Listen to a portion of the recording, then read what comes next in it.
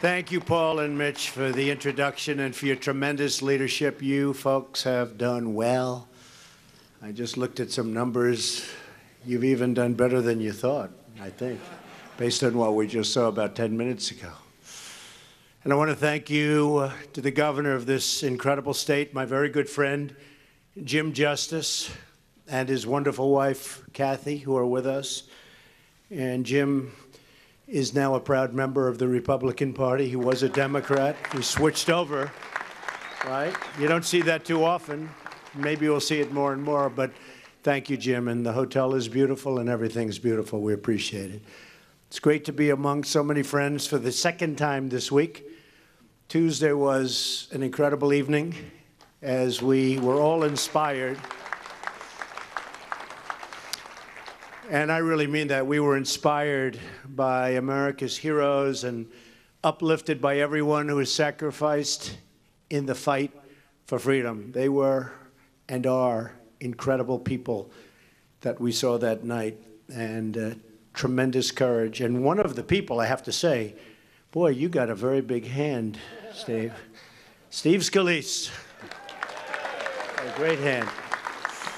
And we're all truly blessed to be Americans. Before going any further, I want to send our prayers to everyone affected by the train accident yesterday, and especially to the family of the person who was so tragically killed. Our thoughts are with the victims and their loved ones, and thank you.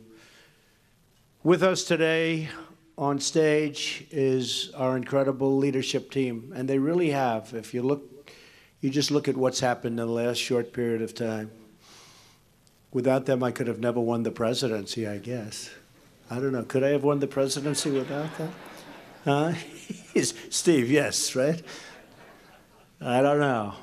But they've become very good friends, and we're now in battle together and in friendship together. Senate Majority Leader Mitch McConnell. Thank you, Mitch. Great guy. That was a big win we had, Mitch. Senate Majority Whip John Cornyn. John, thank you. Great job. House Majority Whip Steve Scalise. Again, Steve, thank you. House Majority Leader Kevin McCarthy. Kevin. Chair John Thune and House Conference Chair Kathy McMorris Rogers. Did they forget your name, John? I don't know. What's going on here? John Cornyn, everybody knows. They didn't put his name up, but that's okay. That's the first time that's ever happened. Hey, John, that'll never happen again. Working together, we've accomplished extraordinary things for the American people over the last year. And I really believe this is just the beginning. You know, Paul Ryan called me the other day, and I don't know if I'm supposed to say this, but I will say that he said to me, he has never, ever seen the Republican Party so united, so much in like with each other. But literally, the word united was the word he used. It's the most united he's ever seen the party, and I see it too. I have so many friends in this group, and there is a great coming together that I don't think either party has seen for many, many years. So, right? Yep. That's good. I was hoping he wouldn't deny that, but he did. He called me, and I thought it was very nice. So thank you, Paul, very much. Every day, we're removing government burdens and empowering our citizens to follow their hearts and to live out their dreams. The priorities of Republicans in Congress are the priorities of the American people. We believe in strong families, and we believe in strong borders.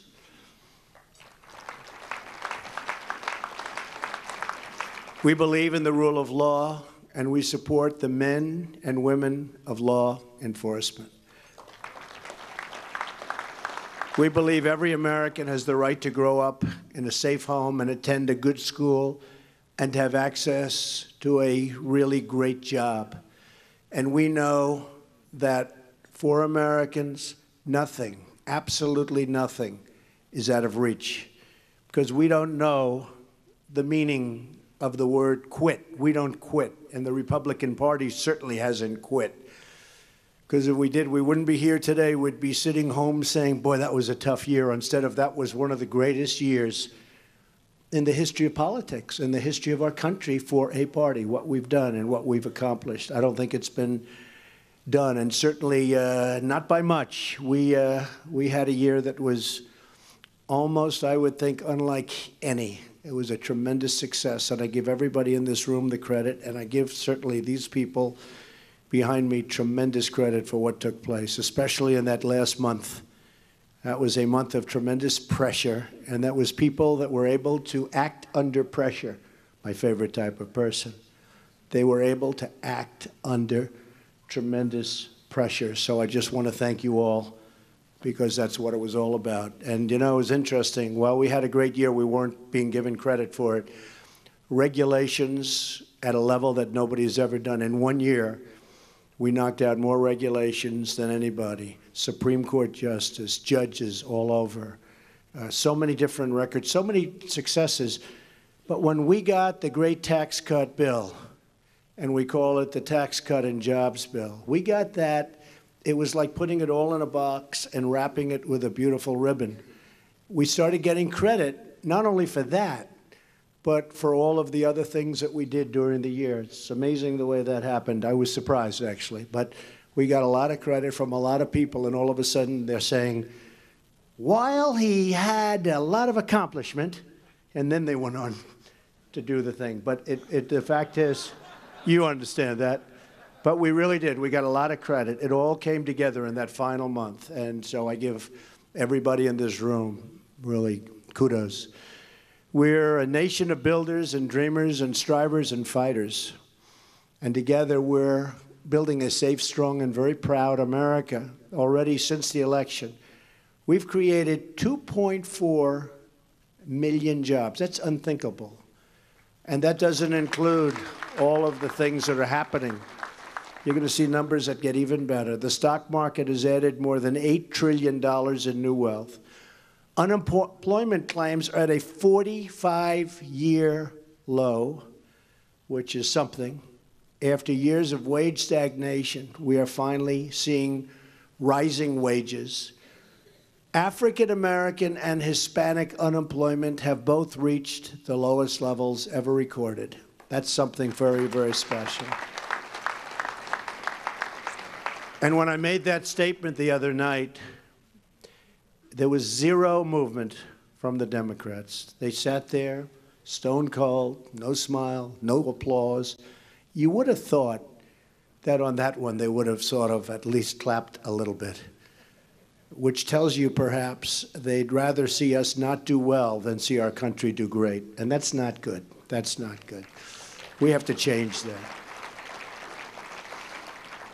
And as I said, we've eliminated more regulations in our first year than any administration has ever eliminated. And that means 4 years, 8 years, or in one instance, 16 years. In 1 year, we've knocked out more regulations. It's an amazing thing. And I happen to think that that is every bit as important toward our success as the tax cuts. I have many business friends and many people in business that came to me and they say that, including small businesses, they say the fact that they no longer have to go through years of turmoil in getting approved and getting approvals and getting rule changes and getting all sorts of things and getting old while they're waiting to get them.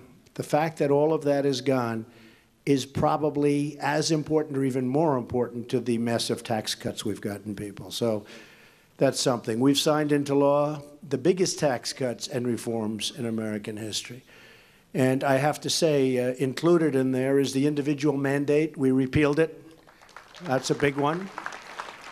That's so big. By itself, that would be a big achievement.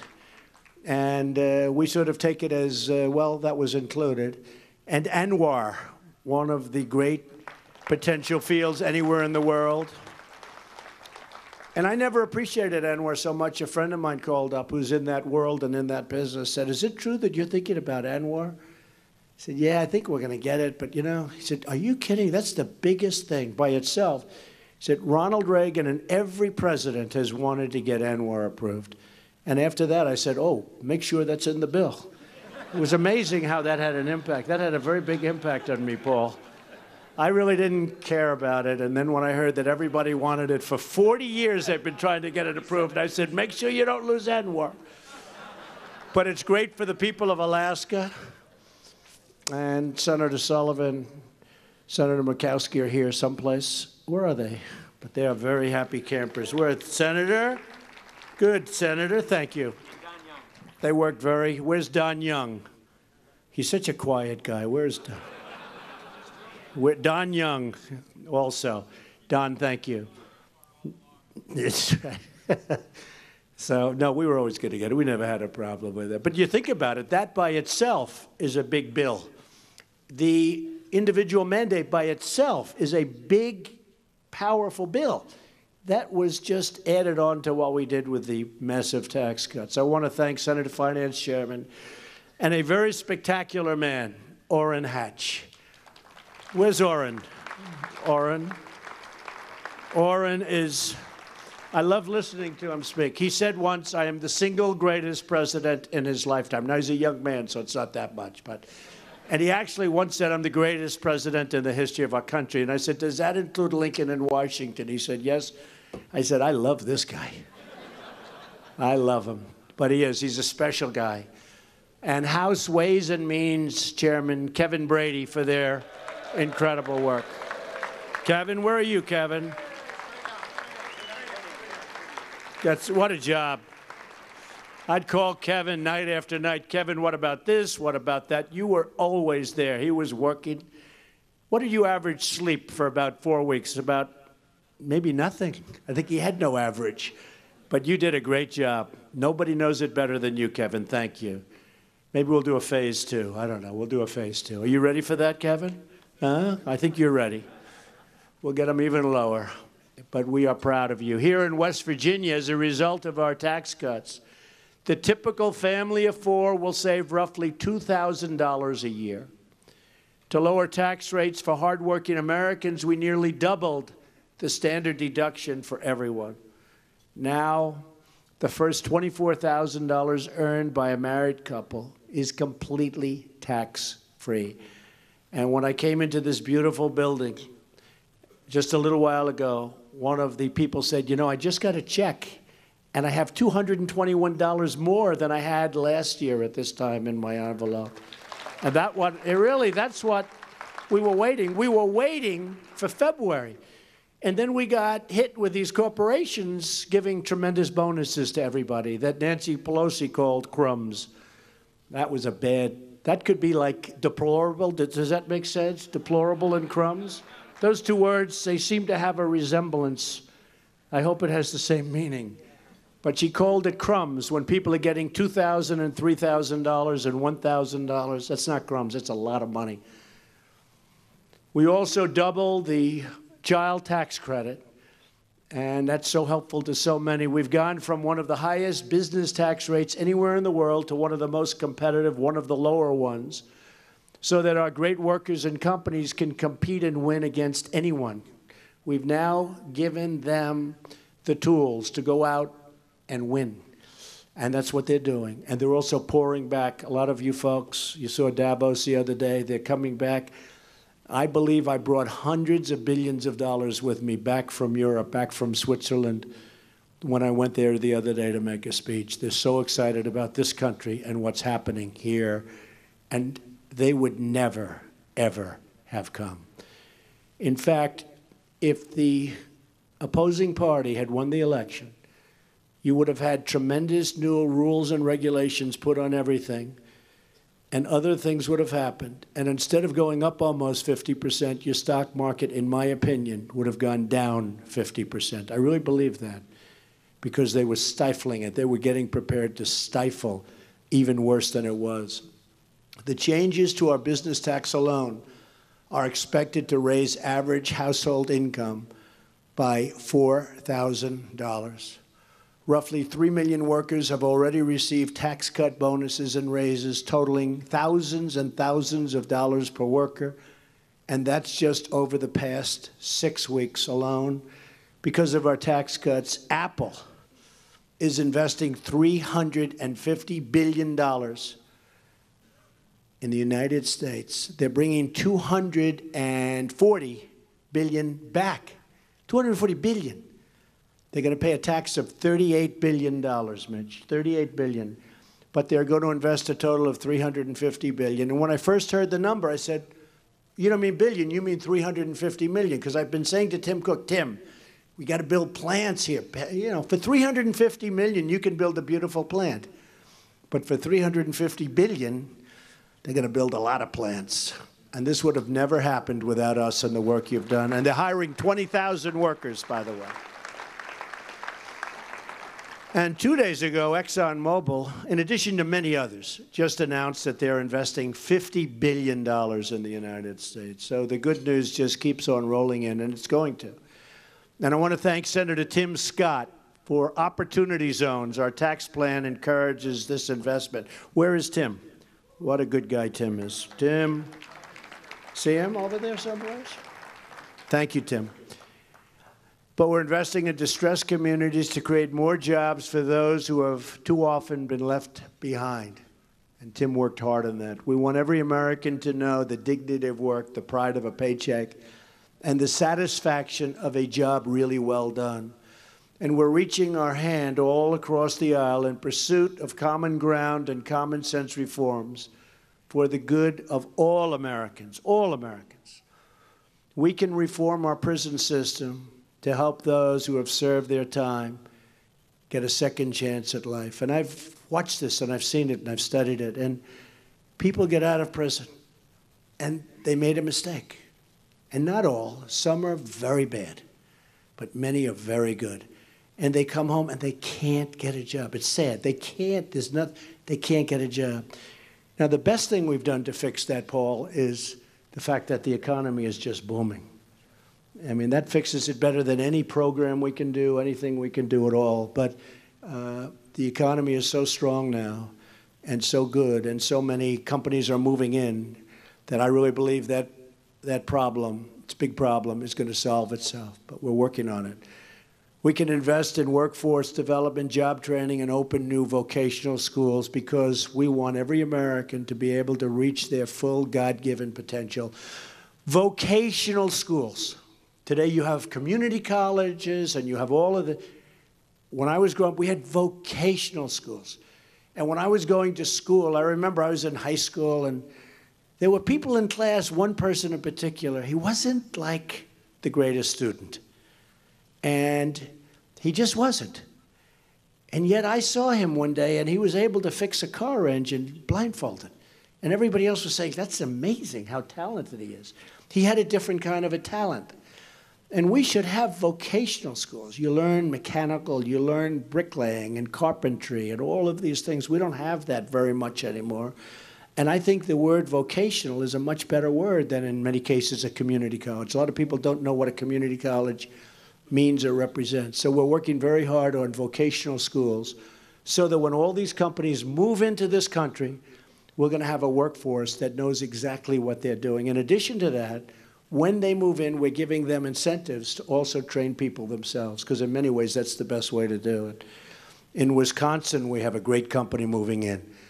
They make all of the Apple iPhones, and they're going to have a big program. They're going to have a tremendous program to teach people how to do this, because it's a whole new skill, and it'll be very successful. We can reduce the price of prescription drugs and ensure that terminally ill patients have a right to try. So important, right to try. You know, those drugs, they sit in there for 12, 13, 14 years, and a person's terminally ill. They have 2 months left. And under the old system, they don't want to give them even an experimental medicine because they're afraid they're going to be hurt. Well, they're not going to be around for 2 months. So they'll sign a waiver, and we're going to give them the hope of finding something. You have people, and I've known people like this, they travel all over the world to try and find a cure. And we have great experimental drugs, but it'll be years before they come onto the market. So it's called Right to Try, and I hope you folks can approve it, and I hope you agree with it, but I think it's so important. It's so important. And Scott Gottlieb is heading it up, and Or the other thing you get is you learn pretty quickly how effective it is. Does it work? But you learn it really very quickly. So right to try. We can fix bad trade deals and negotiate new ones that are fair. And the most important word to me on trade is reciprocal. Because we have deals where companies will send in a motorbike, we charge them nothing. But when we send a Harley Davidson or a motorbike to those countries, they charge us 100% tax. That's not fair. So they'll send their motorbikes or something into us 0. We send it to them 100%. That's not fair trade. That's not fair. So I like the word reciprocal. If they're going to do it to us, we're going to do it to them. And what's going to happen is your numbers are going to either come down or we're going to make a lot of money. And either one is okay as far as I'm concerned. We can rebuild our crumbling infrastructure, and we will. Streamline the horrible approval process. Roadways that take 12, 13, 14 years to get approved.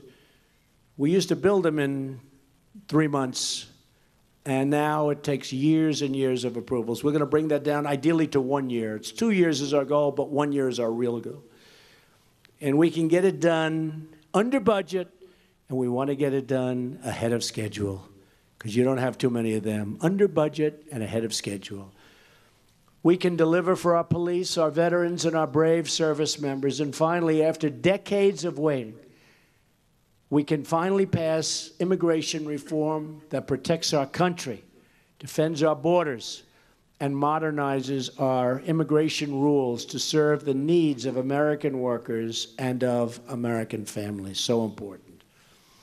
One of the strengths of the Republican Party is that we're a big tent with many diverse views, but the one thing we can all agree on, and that's that in every decision, we make it our highest priority to serve and to protect the American people. We want an immigration policy that's fair, equitable, but that's going to protect our people. We want people coming in to our country based on merit and based on the fact that they are going to love our country and they respect our people in our country. We don't want visa lottery. Pick a lottery ticket. Pick a lottery. We don't want that. So we want it based on merit. We have a chance now to pass into law the immigration reforms that the American people have been demanding for decades and that many of you have been working on for your entire careers. We have a great opportunity as a Republican Party. As the Republican Party, we have a great opportunity. We're getting very little help from the Democrats, but I hope after I leave this room, we're going to get a call from these people, say, let's go. You know, they talk a good game. We have to get help from the other side, or we have to elect many more Republicans. That's another way of doing it. Really, that's another way of doing it.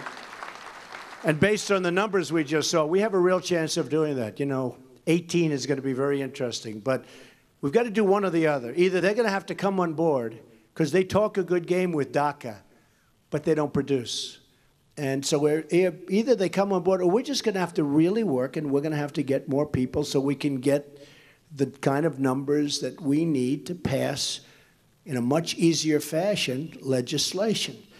And to get it done, we'll all have to make some compromises along the way to get it done this way. Now, to get it done the other way, if we win more, we don't have to compromise so much. Okay? With the tax bill, we got what we wanted because we had essentially a unanimous vote. But we have to go and we have to get it done and get it done properly, and we're going to have to compromise unless we elect more Republicans, in which case we can have it just the way everybody in this room wants it. We have to be willing to give a little in order for our country to gain a whole lot. If we're united, if we work together for the good of the nation, and we can fulfill our sacred duty to the country and to our incredible voters, we have really fulfilled a solemn promise. As you know, I have put forward an immigration framework based on many months of meeting and working with Tom Cotton and working with John Cornyn, who was in the office the other day, and David Perdue, incredible people, and Bob Goodlatte, who's out here someplace, really incredible people. And it's a strong bill, but it's a very fair bill. And it protects our borders. We have to protect our borders. It includes reforms that are overwhelmingly popular with the voters, including Democrats. The Democrats want to have, the real Democrats, they want to have their borders protected. But it includes Democrats, independents, Republicans. Americans want an immigration system that works for everybody, and they want safety. And by the way, they also want a strong military. And we have to be very powerful on our military. You know, our military has been depleted over the last long period of time, even beyond Obama. It's been depleted. We've got to build up. This should not be a party thing. This should be common sense. Without our military, we might not be here talking. We have to have a strong military. And I think we're very much on our way from the one standpoint. We're going for funding, which we need, and I think we'll get it. But we have a lot of fighting on that from the other side, and we can't even think about it. We need a strong and powerful military, and we're going to have far more powerful than we were ever before. Nearly 7 in 10 Americans support an immigration reform package that includes a permanent solution on DACA. I mean, I've been hearing about DACA for so many years. Some people call it dreamers. It's not dreamers. Don't fall into that trap. It's just much different than dreamers. And I said the other night, you know, we have dreamers too. We have dreamers in this country too. We can't forget our dreamers. I have a lot of dreamers here. But DACA, we want to take care of DACA, and I hope we will. We need the support of the Democrats in order to do it, and they might not want to do it. They talk like they do, but I don't think they do, but we're going to find out very soon. We want something that is very, very tough and strong in terms of the border. We need to end chain migration, and we need to cancel the terrible visa lottery. And those are the 4 pillars that I talked about the other night. We call them the White House framework, a plan that will finally bring our immigration system into the 21st century. The Republican position on immigration is the center, mainstream view of the American people with some extra strength at the border and security at the border added in. What we're asking for and what the American people are pleading for is sanity and common sense in our immigration system. We want immigration rules that protect our communities, defend our security, and admit people who will love our country and contribute to our society. I know that the Senate is planning to bring an immigration bill to the floor in coming weeks, and I'm asking that the framework we submitted with great flexibility, working with both parties, that something very positive will come out of it for our country, for everybody, for our country. And I think that can happen. If the Democrats choose to filibuster a framework that includes a generous path to citizenship or something that is not fair, we are not going to approve it. We're just not going to approve it. So we'll either have something that's fair and equitable and good and secure, or we're going to have nothing at all. And this has been going on for many years. It doesn't make sense, however, to have nothing at all, because this is something that people want.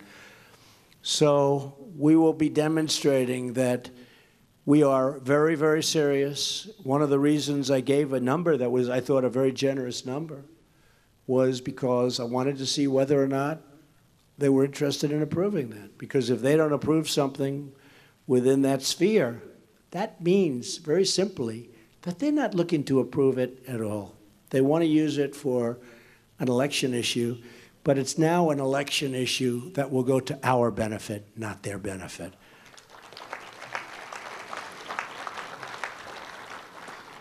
But make no mistake, I will not rest until we have delivered for the citizens of our great country so many different things: immigration, the strong military. We've done an awfully good job of protecting our Second Amendment. That was in question during the campaign, you remember, and we have done a very, very good job. For the last 12 months, I've kept one promise after another, and we're just getting started. So often I'll see, and I must say 6, 7 months ago, they were saying, he didn't fulfill his promise on this or that. I've said, I've only been here for 4 months. You know, other people were there for 8 years, and they would finally get something passed. I was there 4 months, you know this, Paul, and they were saying, he didn't fulfill a promise. But now we've fulfilled far more promises than we promised. And they're having a hard time with that. We have seriously fulfilled promises. I call it promises plus. And one of the things we're doing that's so important that Mitch has worked so hard on, and Don and everybody, is the justices, the judges all over the country. We're filling up the courts with really talented people who understand and read the Constitution for what it says. So it's really not talked about that much, but it is a tremendous impact. It's having already a tremendous impact, and we have incredible people lined up, just lined up, that are getting ready to go into the courts. And in many ways, Mitch, I think it's going to be one of the most important things, if not the most important thing that we're doing. Defense is always the most. Got to be the most, John, right? But what we're doing with the courts, I think, is going to go down as one of the greatest achievements. So I want to thank you for that. Thank you. Not only are we protecting America at home, we're protecting our interests abroad. It's time to finally end the dangerous defense sequester. It would be wonderful if we could go back to a budget in order to fully fund our military and do it properly and order properly and have it over a period of time and do it the right way. So at some point, I hope we're going to be able to do that, and it should work. And in order to defeat terrorists, we're also asking Congress to ensure that we continue to have all necessary power and need to defeat and detain the terrorists. We can't treat terrorists like common criminals. They are really unlawful enemy combatants. When you see what they do and the way they do it and the level of ferocity, we can't treat them the way we do the ordinary criminal. And as you saw on Tuesday, I've signed an order keeping open our very secure detention facilities at Guantanamo Bay. It's another promise kept. And there's one more very important promise we're keeping. No longer are we making apologies for America. We don't apologize anymore. We're proud of our history, we're confident in our values, and we're grateful to our heroes. And we are determined to create a brighter future for all of our people. We are restoring the bonds of love and loyalty that unite us all, as friends, as neighbors, as citizens, as Americans. Because when Americans are united, nothing at all, nothing can stop us. We win. As I said the other night, we are a nation that built the Empire State Building in 1 year. Actually, to be exact, we built it in less than a year. Would you believe it? Working 24 hours around the clock. We built the Hoover Dam in record time. We built the Golden Gate Bridge. We linked our nation together with railroads and highways. We dug out the Panama Canal. We're the nation that won 2 world wars, defeated fascism and communism, and put satellites into space and planted our great American flag on the face of the moon. We've healed the sick, cured disease, and cared for the poor like no other nation. We've lifted millions into prosperity and delivered millions into freedom. This is our legacy. This is our birthright. And this is the foundation on which we build our very glorious future. Because together, we are indeed making America great again. Thank you, and God bless you all. Thank you very much. Thank you.